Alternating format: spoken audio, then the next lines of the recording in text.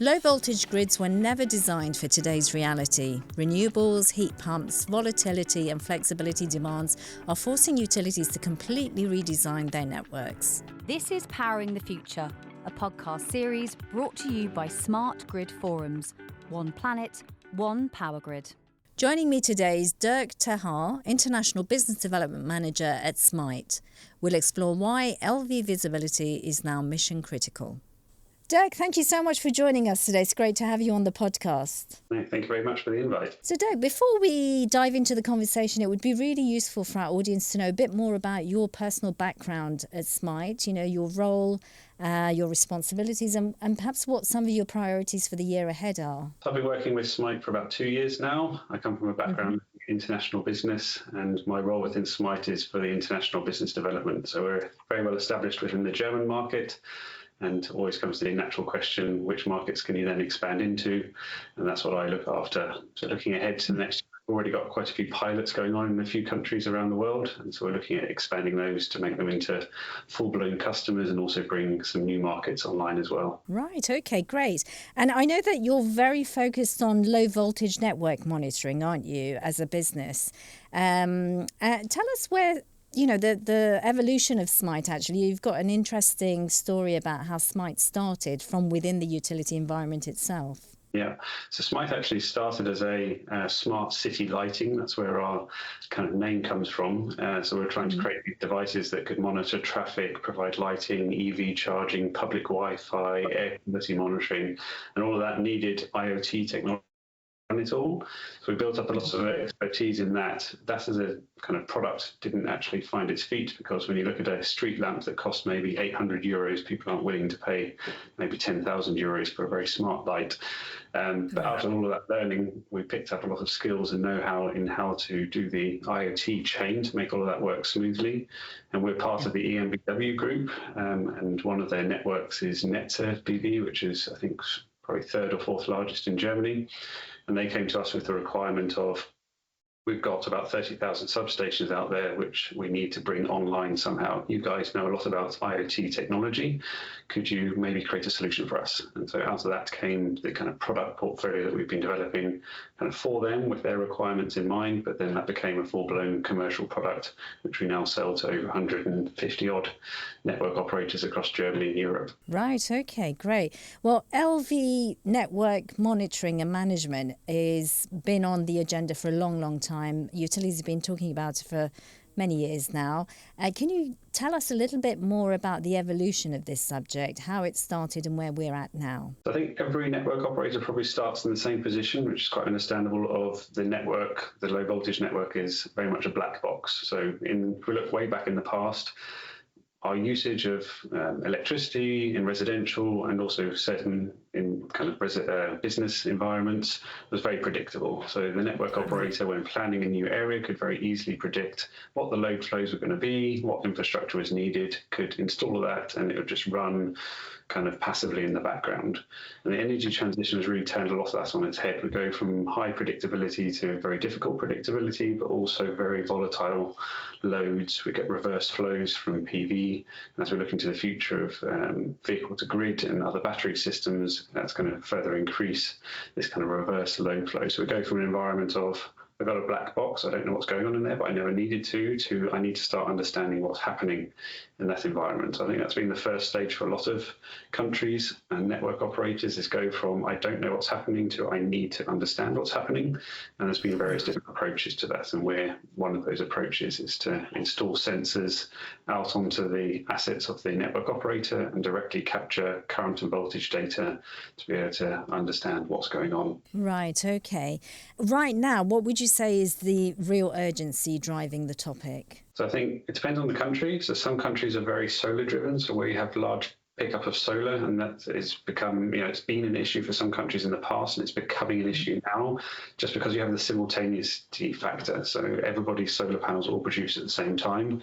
So if you imagine a typical household, maybe consume something like 3 or 4 kilowatts if you're just looking at your cooking. But if you had a 10 kilowatt peak panel on your roof, you've already doubled the load that you represent to the network just with your solar panels. So that's a big load growth. But then some parts of the world don't have much solar, or the solar is quite well integrated into the system. Then it may be more of an EV topic, that people charging their EVs based on market-based pricing means that most people are going to charge their EV at the same low price point in the night, and that can cause more of an issue. So it depends a little bit on the makeup of what's going on in the country, but it tends to be kind of solar and EVs are the biggest load factors. In terms of investment, I know that utilities have a great desire to have low voltage monitoring everywhere, but obviously there's going to be a limit on budget, and so, preparing the investment for it is, I guess, one of the major challenges. How can utilities overcome this challenge at the moment, and what are some of the other sort of organisational or business factors they need to take into account? I think the key thing that we'd recommend to all of our customers is not try and work it out in advance. So trying to work out theoretically on paper, I think I need to have 50% coverage or 40% coverage or whatever it might be, because you'll probably be wrong. The best thing to do is iteratively start somewhere and start collecting data, start collecting experiences and learnings about what's it actually like out there, and iteratively take it through your network, because you may completely underestimate certain areas and overestimate others, whereas when you get the real data, you can do that piece for piece. And that's what we see a lot of our customers doing. They start with a fairly small scale pilot that gets them started. Yeah. But from that, they can then decide, what should I do next? And once they got that data, they can say, what do I do next? So really take it piece for piece, because trying to do a big, all-encompassing project from the outset, there's so much that can go wrong, so much that can change over that time period, and all the time while you're planning, not actually doing or learning. So really getting to doing would be our biggest recommendation. Yeah, okay. And what are the knock-on effects in terms of manpower and supply chain and other related areas? I think that's the kind of world that we're running up into now. But maybe in the past, you would assume that a network operator would be more than happy to expand its network. So if you came maybe 5 or 10 years ago and said, the energy transition is coming, you're going to need to build out your grid because you're going to have to cope with a lot more load, then everyone would say, great, we get lots of regulated returns from that. We'd more than happily build out our grid. But the reality that's been developing over the last few years has been capital markets are now more expensive. A lot of the network operators belong to municipalities or other bigger organizations which need to invest money elsewhere, or money is just tighter for whatever reason.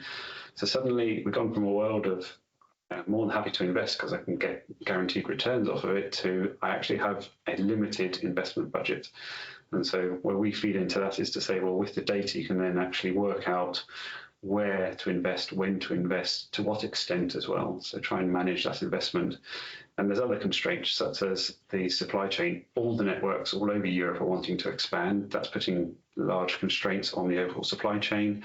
And also we've got a large generational change. So we have a lot of experience leaving the employment pool, but not enough coming in. And to do all this work, you need people. And so there's another constraint that's coming in. So I think network operators are dealing with higher cost of capital, not enough manpower, and restricted budgets all happening at the same time. So having that intelligence of where to use the resources that you've got available can really help. So tell us about the SMIGHT product focus. How is it going to make utilities' lives easier in low voltage monitoring? I guess put it in very short form, is really giving you information to make better decisions. Because whenever you're making a decision, you're making that based on information. So the more you can understand what's really happening in your network, the better decisions that you'll make. And the way we do that is we kind of think of our system as kind of in 3 sequential blocks with an underlying foundation. So the first block is we help network operators capture data, either through sensors which we produce ourselves, or integrating other sensors, whether it's a smart meter or a device within the substation already, into our environment. We then help make sure that data is then used, because data just being dumped into a server somewhere is no use to anyone. So we make sure we have all the analytics all live and ready from the get-go to make sure that you get the kind of insights into what's happening. Increasingly, we're moving into the field of control, saying, well, once you've got the data, how do I actually control the grid? So how do I integrate with flexibility or devices out on the grid to actually get them to change their behavior? And then this is all underpinned with, we have to operate all of this. This is something that a lot of our prospective customers maybe underestimate. is that when you're going to install a lot of this technology or operate it, you've now got thousands of little computers out there doing their thing. This all has to be secure. This all needs to be managed. You need to be able to run software updates. It's not something where you can just put it out there and it will just run by itself. It may run by itself the first few months, but then something will update somewhere. Some piece of firmware will need to be updated. And being able to do all of that is actually quite critical. And that's part of how we offer our solutions, to make sure that it's end-to-end as a solution and that it always works. And that's our promise to our customers. Great. Okay. Well, we're looking forward to seeing you and your team at SGT26 in Paris in March.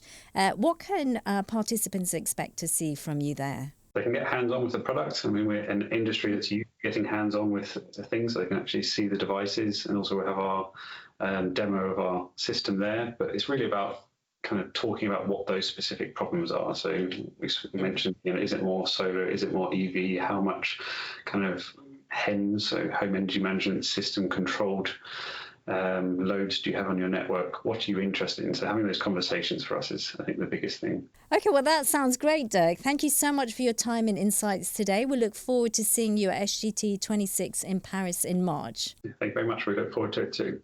Join us again next time as we unpack another big topic shaping the future of the power grid. Don't forget to subscribe to our YouTube channel, Smart Grid Forums, and to follow us on LinkedIn. Until then, thank you for watching and listening.